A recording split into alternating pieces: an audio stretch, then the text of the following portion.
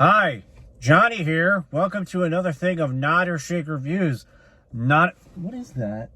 Oh, not if it's good, shake if it's not so good. Picking my nose. Nod or Shake reviews. Willie nod or Willie shake. Yeah! Johnny here. Welcome to another thing of Nod or Shake reviews. Nod if it's good, shake if it's not so good. Either way, you should check it out because you might find your new favorite movie. So today we're doing a double feature, and thanks to you guys, we picked a movie. You'll find out in a couple minutes, but if you want to find out what the next movie is, it's Strays. So, but if you want to know the review, subscribe to find out. That'll come out later today, / maybe early tomorrow. So make sure you watch both videos and all that good stuff. Alrighty, on to the review. Blue Beetle. That's a shake for me. This didn't do anything for me because, again, it felt like, again, here's the thing, and I feel like I'm repeating myself. I said this 1,000 times, I feel like, with different types of movies. I actually said this last week. If this came out in 2008, probably would have blew my mind. But, you know, all these movies that we've had, to see this, it's kind of like, you know, and that doesn't necessarily mean go bigger, have a giant storyline with all these special effects. It's just have a different story.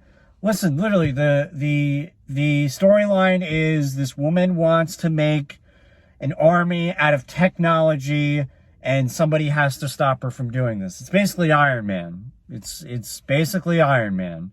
So, you know, watching this, it's just kind of like I've seen this over and over and over and over and over again. So it's kind of, you know, when you're 2023 from 2008, by the time it gets to 2023, it's just like, okay.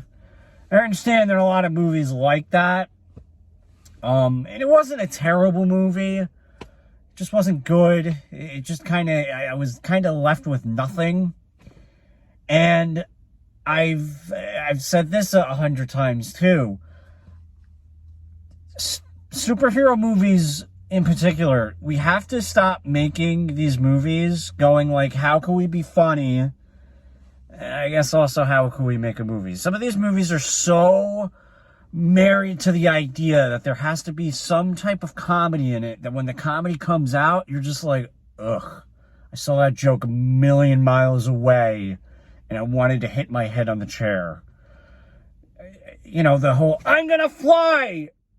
Wait, it's not working for whatever reason. We've been doing that since Spider-Man, people. Spider-Man, Tobey Maguire.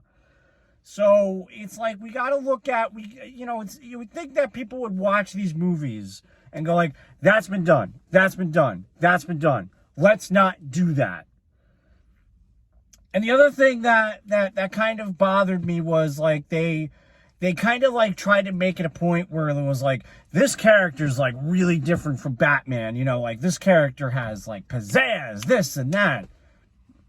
Not really. It's kind of boring, actually. I wish there was better dynamic with the suit and the character, but it was just kind of like, you know, lastly, I love James Gunn. I would say he has no losers, but if this is the beginning of the DC universe, because that's what people are saying, that this is the first one, we're in trouble. We're in trouble. Again, it wasn't a terrible movie, but I'm not excited to see another. I'm not excited to see this universe. So, and I feel like that's what the first one has to do. I remember when Iron Man came out and you saw Nick Fury, they don't even lay down the groundwork. The only thing that they say is Batman and Superman. So you know that they're there. But the other thing is, I'm kind of ranting, so I apologize. The other thing is you kind of don't know what universe this is. So now there's this annoying thing where you're like, wait, what world am I watching? Is this Jason Momoa Aquaman, or is this Joe Nobody Superman? So they gotta find a way to establish that this is a different thing that we're doing here. And this is not part of this. This whole thing sucked. We finally admit that the DCU was not working, so we're not doing this, so we're going to start all over.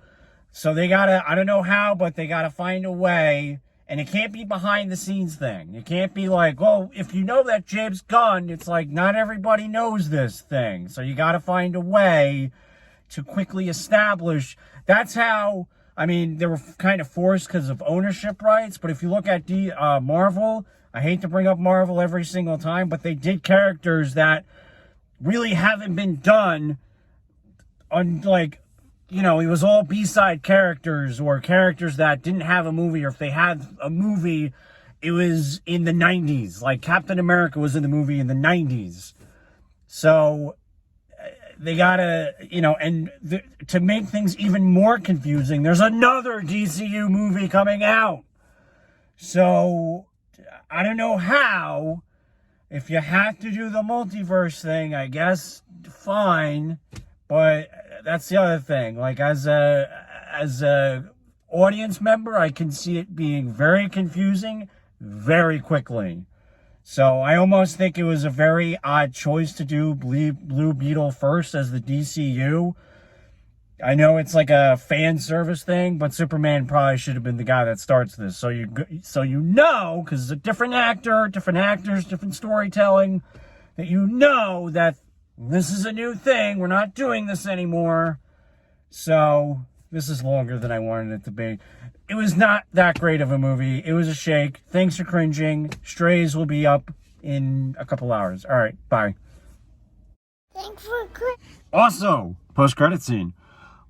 This is the second superhero movie in the year to have the representation of the Sistine Chapel of God and Adam touching fingers. That is such a specific, I'm drooling, that is such a specific thing to happen twice in a movie that is mind-blowing. Like how that,